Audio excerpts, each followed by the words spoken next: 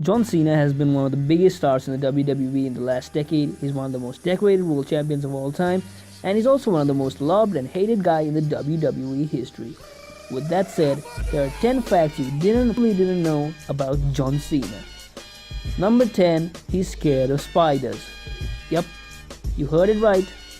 Bulletproof John, the Superman, is scared of spiders. Wow.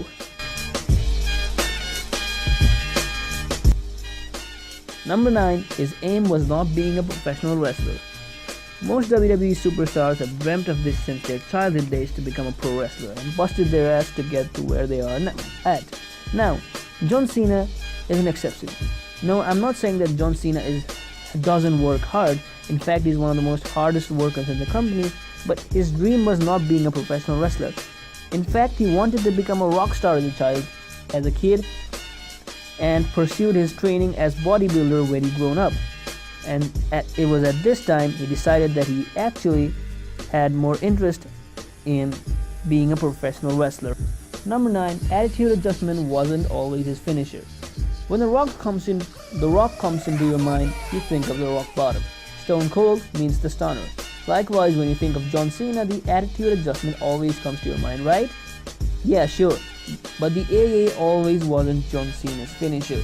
Cena used a spin-out powerbomb back in the days of his OVW and early WWE. He named it as the Proto Bomb, but it was during his 2003 feud with Brock Lesnar where he brought the AA as the FU, as a parody version of Lesnar's F5. FU. I wonder what that means. Number 8, he nearly ended Daniel Bryan's career. Everybody remembers the classic between John Cena and Daniel Bryan at SummerSlam 2013, right? Of course you do, but what you might not remember is that John Cena nearly ended Daniel Bryan's career right here. Just look at this.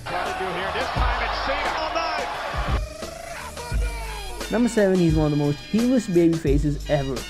John Cena has always been a superhero to everybody, but this doesn't change the fact that he's one of the most heelish baby faces ever. Seriously, if there was a jail for committing kayfabe crimes, Cena would be on it for over 100 times. He blasted JBL with a lead pipe even after JBL had already said "I quit" in an "I quit" match. He nearly killed Batista even after again already saying "I quit" on an "I quit" match, making Paul Heyman eat soap.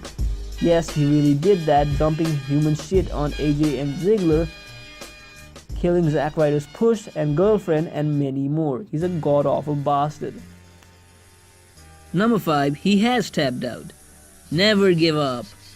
John Cena never gives up. He never taps out. Hustle, loyalty, respect.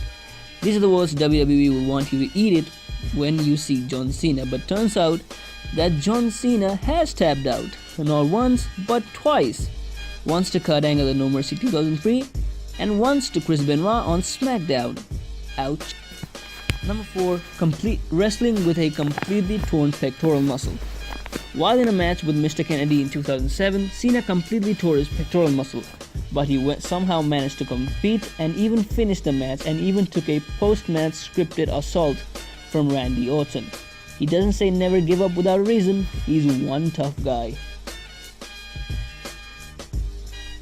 John Cena's debut in 2002 was amazing, but the WWE had no clue what to do with him, so they were almost on the verge of releasing him from his contract. It was Stephanie McMahon who found Cena on a bus rapping, repackaged him as a heel rapper, and guess what? It worked, and John Cena became one of the biggest stars in the company's history. He must thank Stephanie for that. And number 1, WWE almost turned him heel in 2012. The John Cena heel turn has been a subject of discussion for almost 12 years, but the WWE have never dared to turn him heel in all these years, mainly due to the merchandise sales and his popularity. But what if I told you that they almost turned John Cena heel? Yep, according to former WWE writer Kevin Eck, he stated that we were very close. We had Vince sign off on it at one point, and Cena was on board to do it as well. We were making plans for it, but then Vince got cold feet. We had signed an exclusive Cena merch deal with the Walmart. The problem with this was who would replace him as the top guy, and according to Eck, the creative had approached CM Punk, but Vince felt that it would be wrong, and Randy Orton was also put in this position. but it became impossible because of his hatred towards the fans. And guess who McMahon wanted? Sheamus. I can tell you that it would have been bonkers because Sheamus' 3 years run as babyface was bullshit. But it never happened, mainly due to all the t-shirt deals, etc, etc. So that's it. If you enjoyed the video, please leave a like and a comment, and don't forget to subscribe to the channel, and I'll see you again next time with another video.